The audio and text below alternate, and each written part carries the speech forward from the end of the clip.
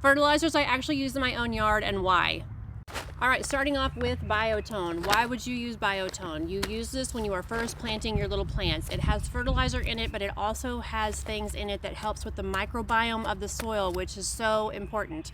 So what this does is it helps the new roots of your plants. It helps them to take up nutrients, to take up water, which helps with good blooms, good fruit production, good vegetables. So it's a really great way to start your new seedlings and plants out in the garden. Next up is Alaskan fish fertilizer. This is one of my favorite things to add in the early season. It is basically straight nitrogen. Nitrogen is what is responsible for the good leafy greens, the good healthy foliage of your plants.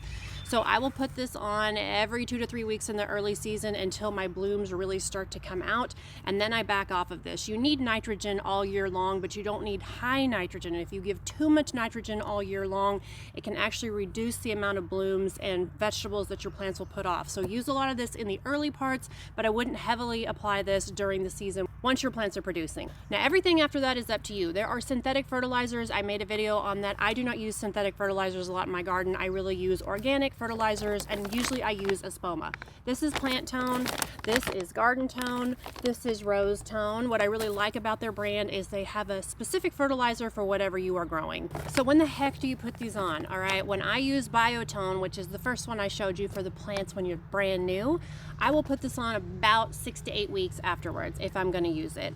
Plant Tone is a good overall fertilizer. It is a 5-3-3, meaning there's nitrogen, there's phosphorus, there's potassium. It has a bit more nitrogen in it. I know I said to back off the nitrogen, but this is not a high dose. This is not like using a synthetic fertilizer where you're getting these giant doses at one time, or like the Alaskan fish fertilizer, because this is liquid. Your plants take this up quickly. In a granular formula, it's not going up quickly, so your plant takes it in when it needs to. So if you have no idea what to use, I think this one is a great one to start with. Now this is Garden Tone. This is really more for your vegetables in your garden. Now they do have a Tomato Tone, which I do really like. It has a little bit different ratio in there. Has a lot more potassium because tomatoes are prone to pest and fungal infections and all kinds of things. So it has a little bit different kind of support for a tomato. But if you don't want to buy a specific one for peppers and tomatoes and cucumbers, this is a really great one. The ratio on this is a 3-4-4. So this has less nitrogen, more phosphorus, more potassium. Rose Tone, same thing. It has a specific use, and it is for roses. As you can see, my roses are right here behind me, and this is what I use on them every year. This is also really good for hydrangeas. It has a 4-3-2 ratio. So see, the ratios are a little bit different. What I really like about Espoma 2 is they don't just have the nutrients in it, they also have little colony forming microorganisms in there that help to support the soil. So that's one of the bigger differences between a synthetic and an organic fertilizer, is this helps support your soil and your plants at the same time. I wanted to mention this one because I think this could be a little confusing because it has these beautiful hydrangeas. This is not a fertilizer specifically for hydrangeas. It is sulfur, and what sulfur does is it makes your soil more acidic.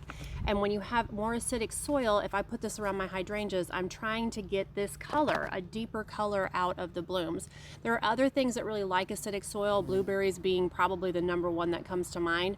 So you can use this to change the pH of your soil, but this is not something that you would use to promote the growth of the plant because it's really just changing the pH. Now a little note about synthetic fertilizers. I am not a product shamer, okay? This is what I like to use. I have my own specific reasons for it. I think it works well in my garden. I like to promote the microbiome of my soil.